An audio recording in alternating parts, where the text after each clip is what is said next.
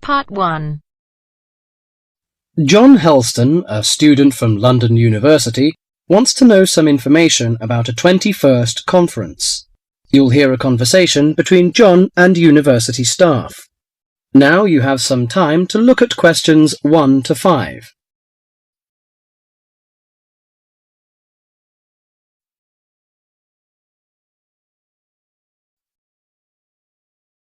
Listen carefully and answer questions 1 to 5. University, good morning. Oh, good morning. Can you put me through to the School of Architecture, please? Certainly. School of Architecture, Professor Dawson's office. Oh, good morning. I was wondering if you could give me some information about the forthcoming Architecture 21st Conference, dates, enrolment procedures, costs, that sort of thing. Certainly.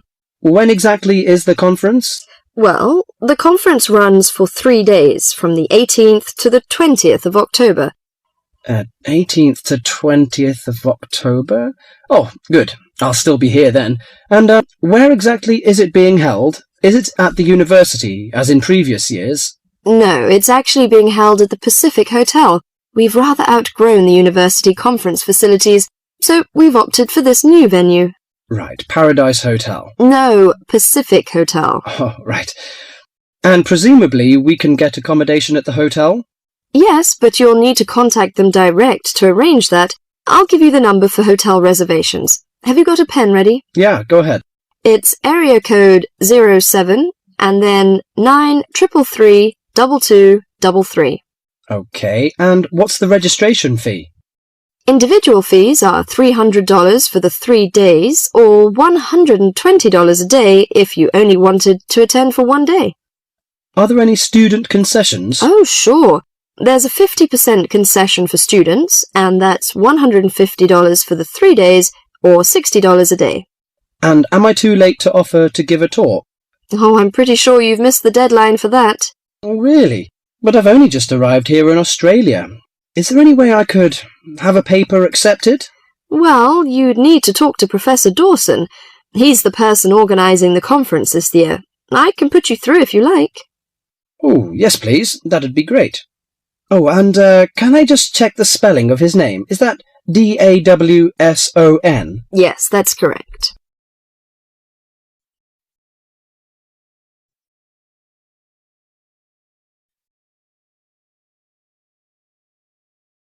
Before you hear the rest of the talk, you have some time to look at questions 5 to 10.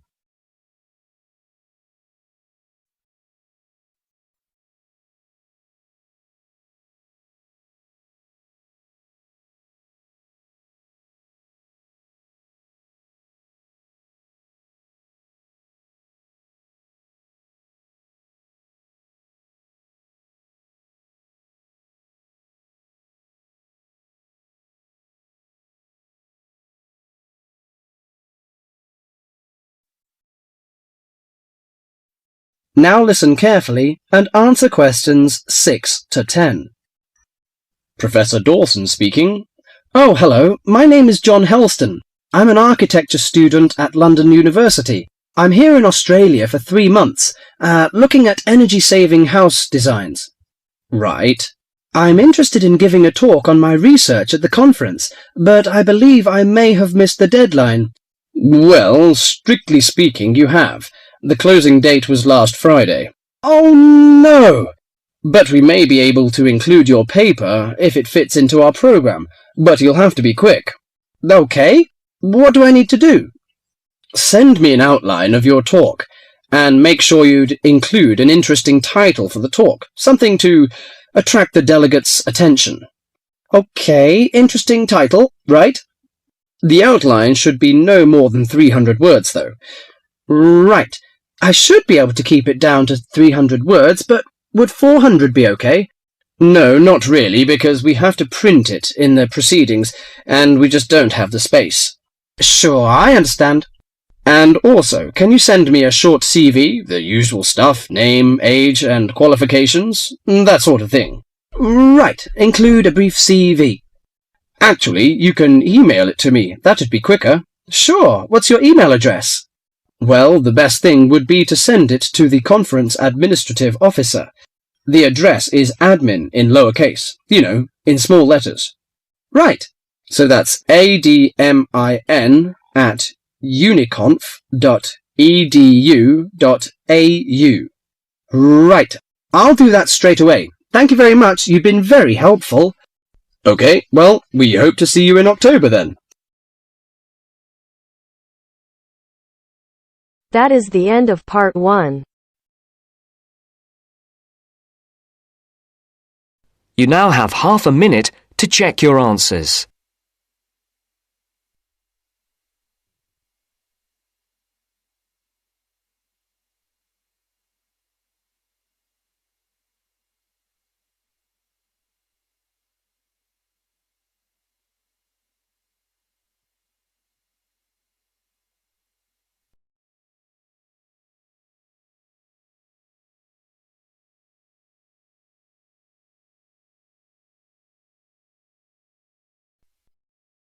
Now turns to part 2. Part 2. You are going to listen to a radio program on sleep deprivation. First, you have some time to look at questions 11 to 15.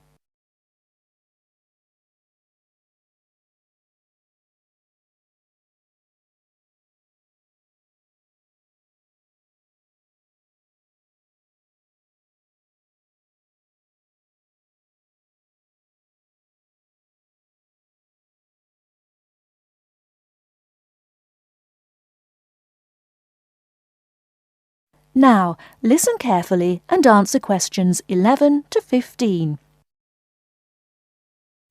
With us in the studio today are Dr. Peter Collins, a senior lecturer in the Department of Psychology at the University of Chicago, and Helen Gardner, the author of the book Deep Sleep. They've come to our studio to discuss the effects of sleep deprivation and also give some tips to the sleep deprived on how to deal with the problem. Welcome to the studio, Helen and Peter. Now, Peter, what are the reasons for sleep deprivation and how can it affect our lives? Well, the research into sleep deprivation started in the late 50s and has been going on ever since. Many researchers link sleep deprivation with electricity, television and computers, which have enabled humans to work 24/7. Before electricity was invented, people's body clocks were synchronized with the sun's schedule, and the average time they spent sleeping was 8 to 9 hours a night. By 1975, that average was down to 7 hours, and today 1/3 of us sleep less than 6 hours a day. This leads to a condition called chronic sleep deprivation, which basically means going for extended periods of time with less sleep than your body needs. Chronic sleep deprivation can cause a variety of physical and psychological problems. At its most basic level, loss of sleep can make us more irritable and less efficient, and can affect long-term memory and concentration, which can result in more accidents. According to the latest research into sleep deprivation is the main reason for 3% of plane crashes, 10% of domestic accidents, 20% of accidents at work, and 45% of all traffic accidents. Research into the physical effects of chronic sleep deprivation suggests more serious and significant long-term complications. Research from my university, the University of Chicago, has shown that sleep deprivation interferes with how the human body regulates insulin and sugar metabolism, which can increase the risk of diabetes. People who are sleep deprived have weakened immune systems and are more prone to viruses and other kinds of infections. People who don't get enough sleep have cognitive problems or difficulties processing and assimilating new information. Lack of sleep affects long-term memory and slows down such abilities as judgment and reaction times. Some researchers link sleep deprivation with obesity, indicating that sleep disorders and eating disorders are often linked. Before you hear the rest of the talk, you have some time to look at questions 16 to 20.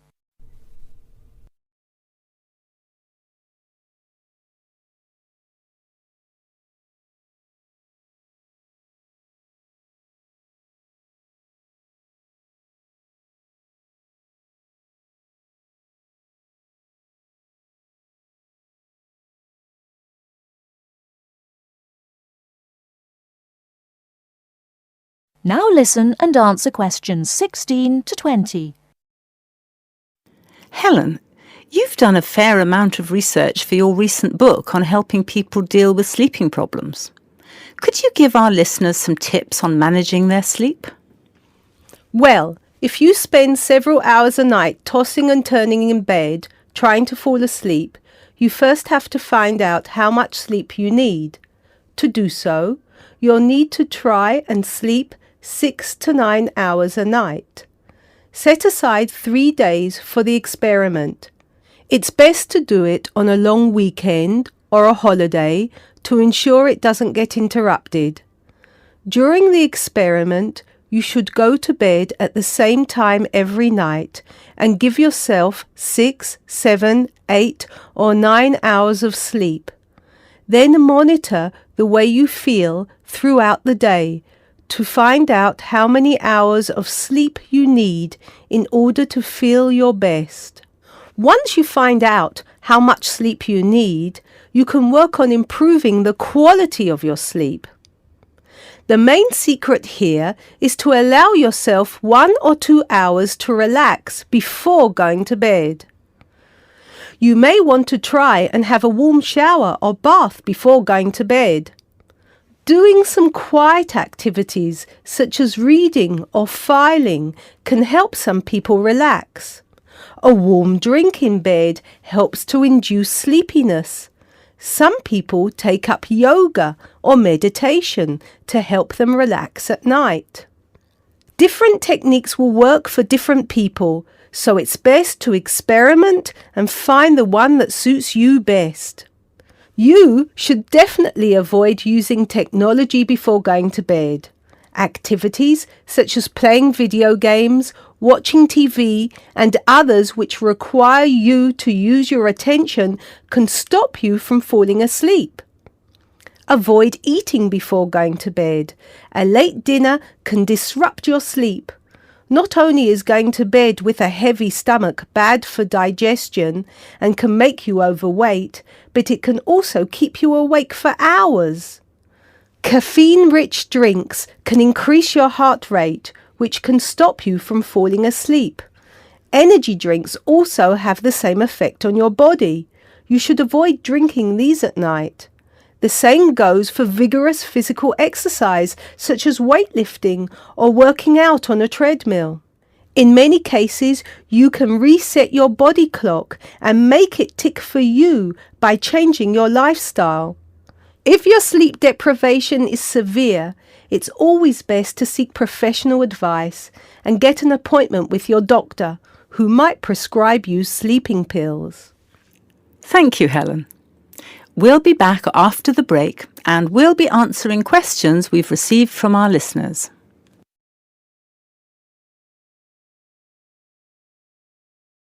That is the end of part 2. You now have half a minute to check your answers.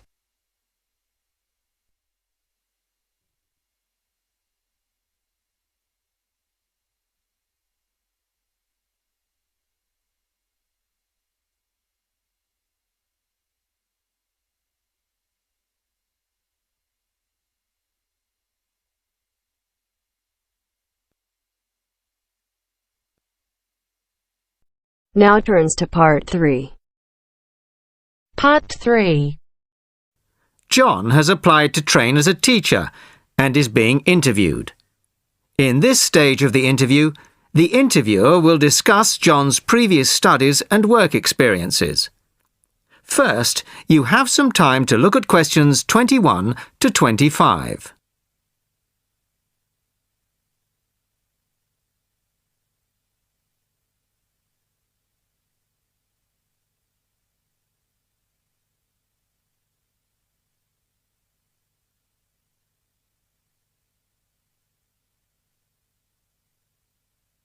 Listen carefully to the first part of the conversation and answer questions 21 to 25. Hello, come in and take a seat. You are John Evans? Yes, I am. Well, as I'm sure you're aware, the purpose of this part of the interview is to go over your CV and talk a little further about your previous studies and experiences. Yes. So, your first degree was in French, of course? Yes, with a minor in film studies. An interesting combination. Mostly French films, presumably? Well, European cinema in general, but with a bias towards French cinema. And your degree took 4 years? Yes. In the third year, I was an exchange student at Bruges University in Belgium. I was there for a full academic year, 9 months. Right. Well, you graduated 2 years ago, and then you took some time out, as it were. Yes, I spent 6 months as a volunteer working on restoring historic buildings in France. Was that with a well-known organisation? They're called Restoration Vacations here, but they operate under different names in several countries. I think they're quite well known. So, it was a 6-month vacation, really? No, I went for a week, but really liked it, and I got asked to stay on as a translator. Because I could speak French quite well, it was my job to liaise between the owners of the buildings and the English-speaking volunteers. That must have been a very enjoyable experience. Before you hear the rest of the conversation, you have some time to look at questions 26 to 30.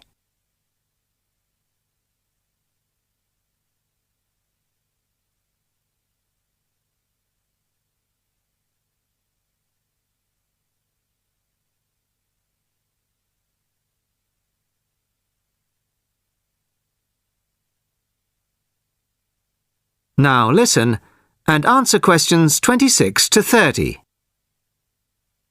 Well, it was certainly a very enjoyable experience to begin with, but after the first 3 months or so, I actually got a bit bored.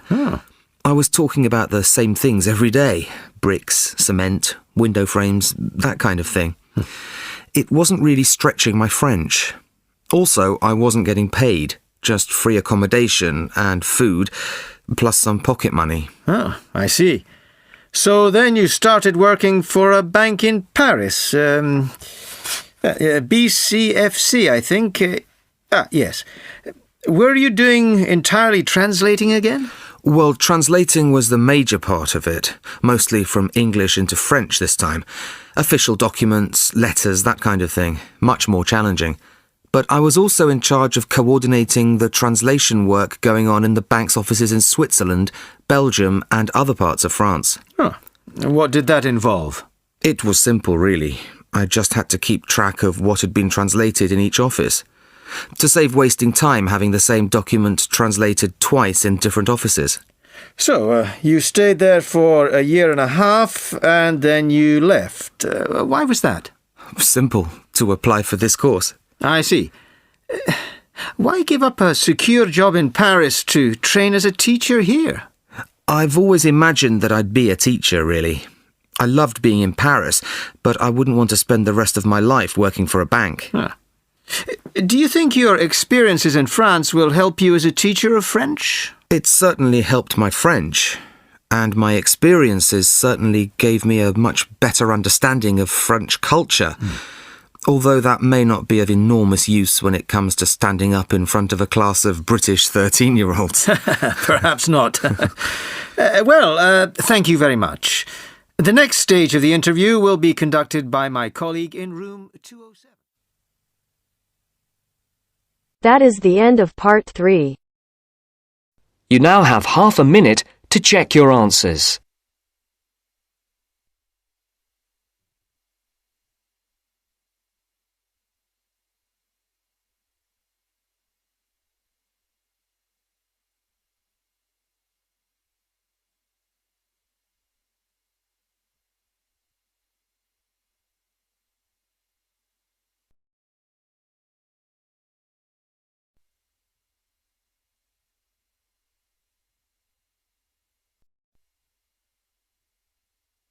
Now turns to Part 4. Part 4. First, you have some time to look at questions 31 to 40.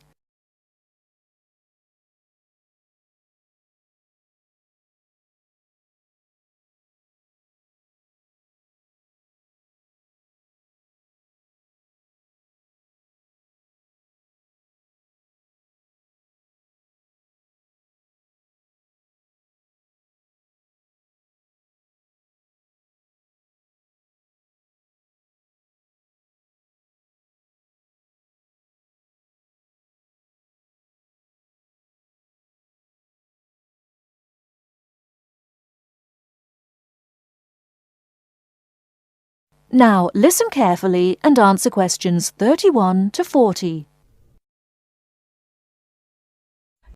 Hello and welcome.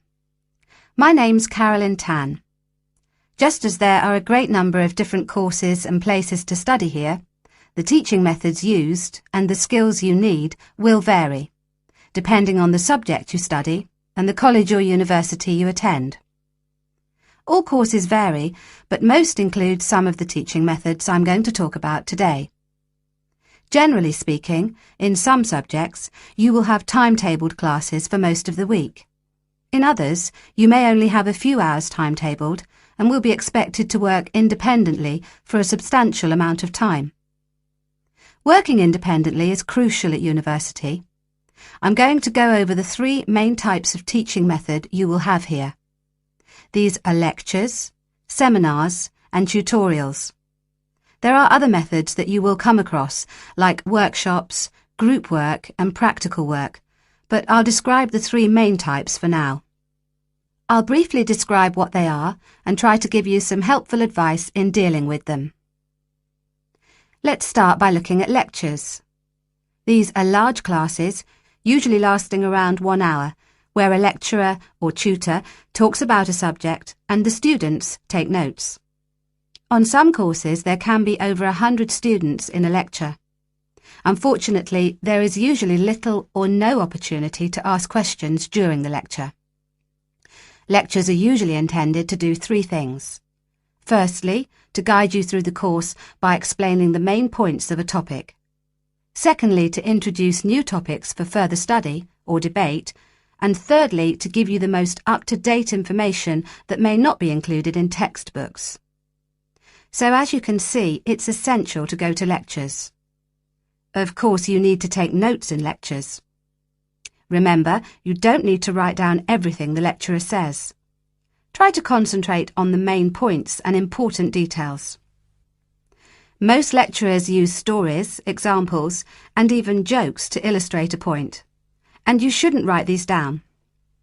When you take notes in lectures, abbreviations and symbols for common words and terms can help you write faster.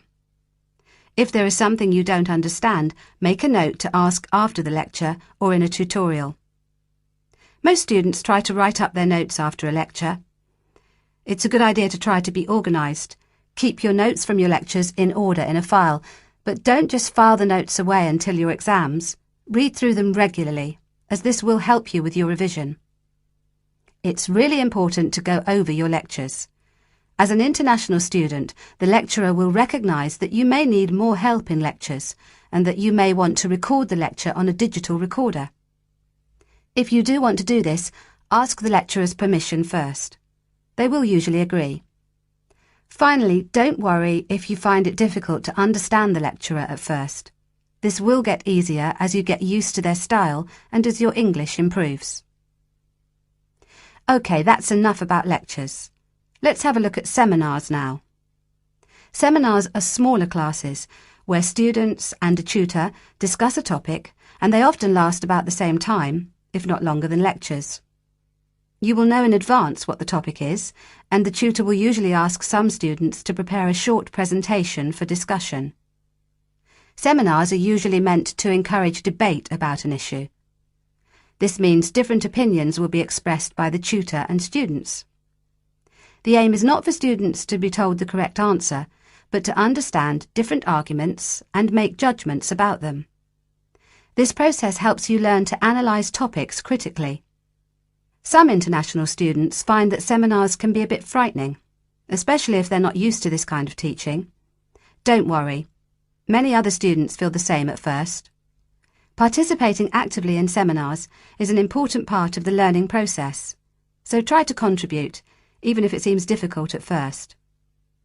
It is best to do some reading before each seminar, so that you are familiar with the topic and can follow and contribute to the discussion. It may help you to make notes before the seminar of any points you would like to make. If you're having difficulty in seminars, discuss this with your tutor. And finally, I'll give you information on tutorials. Tutorials are meetings between a tutor and an individual student or small group of students. These usually last between 15 and 30 minutes. In a tutorial, the tutor will give you advice and guidance on a piece of work you are doing or a piece of work you have completed, or even a problem you may be having with a topic or with study methods. You should try to ask questions during tutorials about your work or about topics raised in lectures and seminars. Well, that's all for teaching methods. I'll go on now to talk about the different kinds of examination. That is the end of part 4. You now have half a minute to check your answers.